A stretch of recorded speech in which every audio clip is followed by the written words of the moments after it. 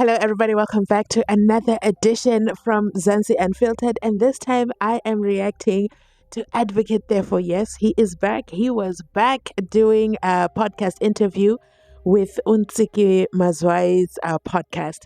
And yeah, there's a lot that went down. It was pretty much almost a 2 hour long video. But guess what? I watched it all and I'm here to give you the highlights, okay? Well, at least the parts that I thought were highlights.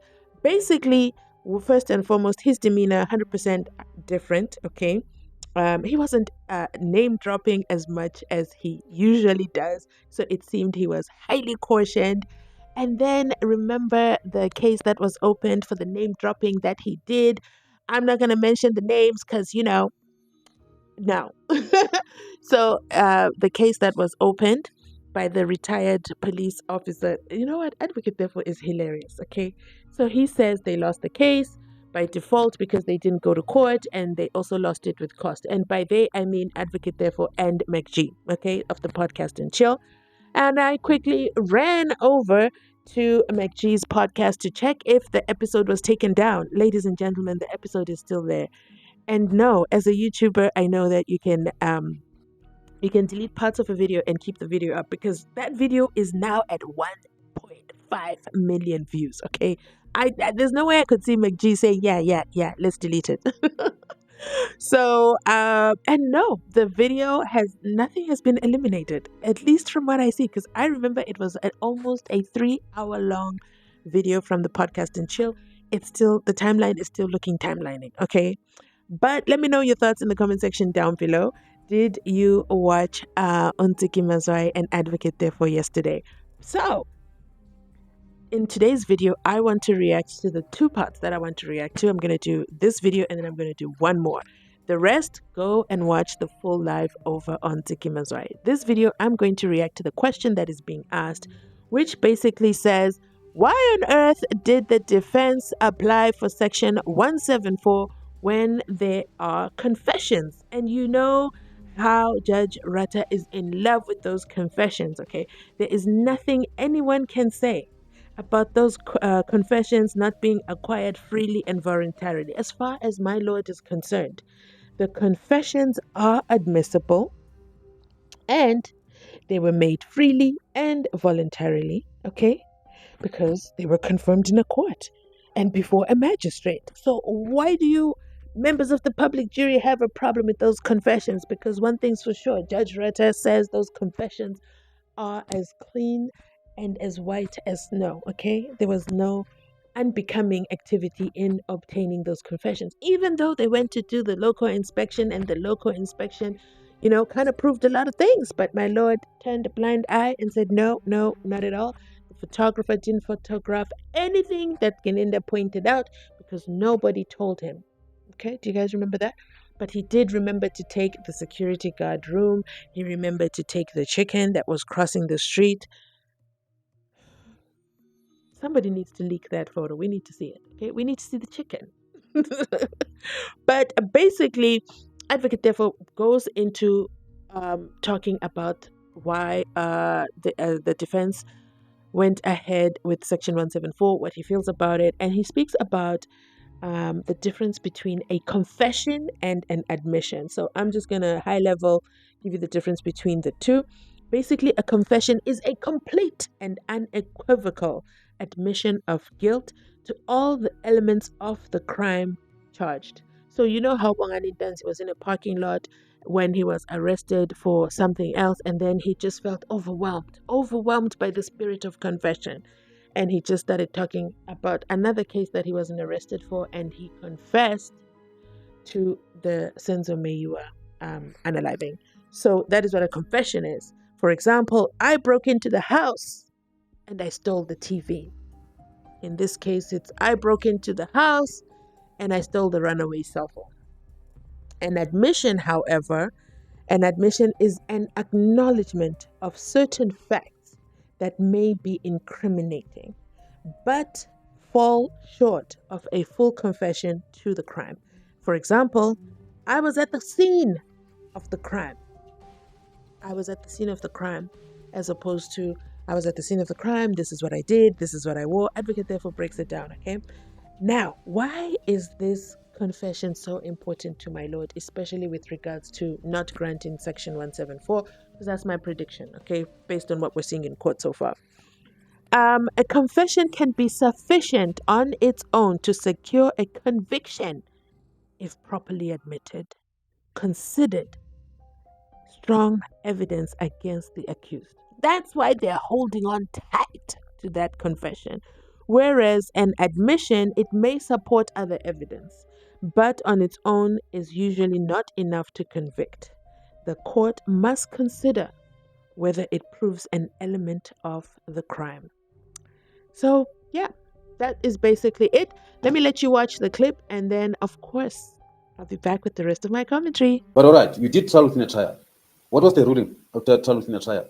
Because you are doing the trial within the trial on the basis of you are disputing that the confession were constitutionally given or taken. But now the findings after trial within the trial, the ruling of the judge is that no, the confession were freely and voluntarily being given by accused 1 and 2. Remember, as I said, accused number 1, allegedly the confession by pointing. For pointing meaning that he's admitting that I was here, even though he was in Natal, in terms of the alibi. Yes. Now, would you say that? I don't believe that confession of pointing was taken. Actually, that is a violation of Section 35, subsection 5 of the Constitution. You see, that evidence was forcefully taken, which jeopardized the trial. It was not supposed to have been accepted.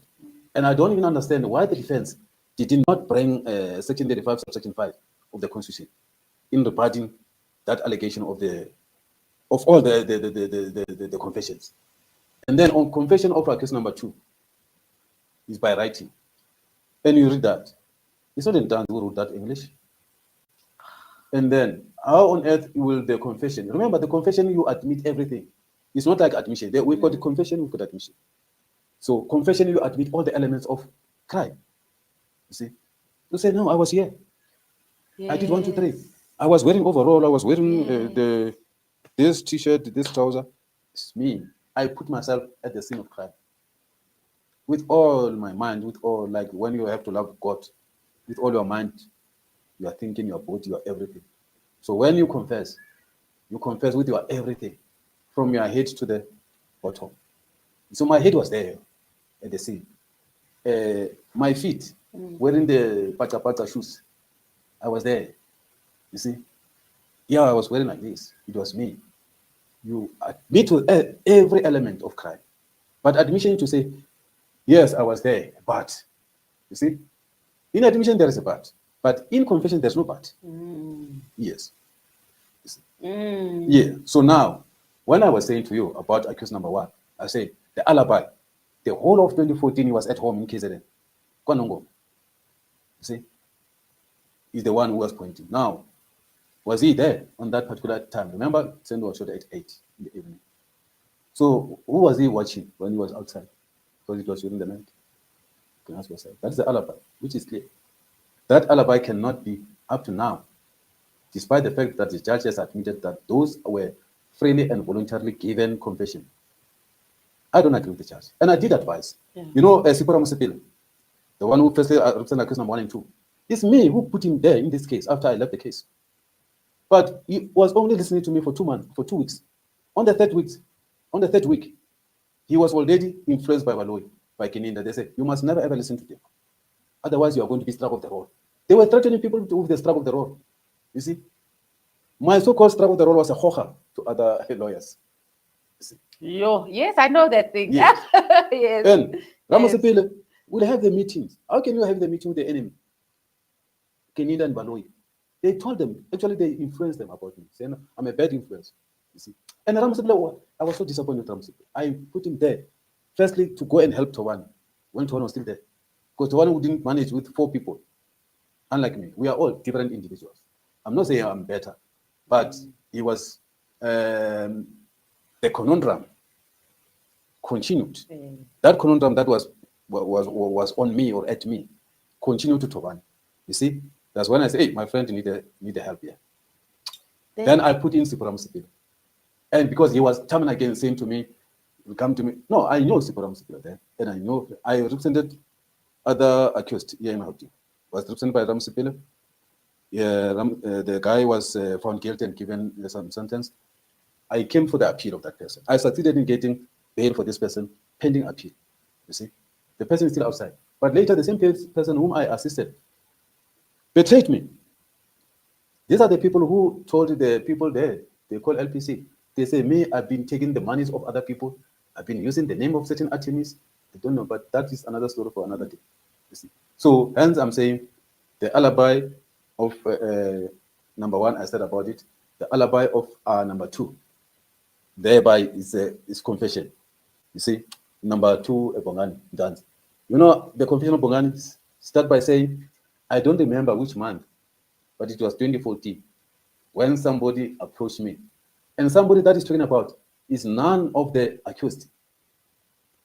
Say, no, there's a job that we must go and do to kill SENZO. But that person is not there. He's not among the accused. Advocate, can we actually make a time with you to talk only about the SENZO case? No, the SENZO case is still, is still on trial. But Kimo, you're talking about it, most. No, I was answering the question. Oh, okay.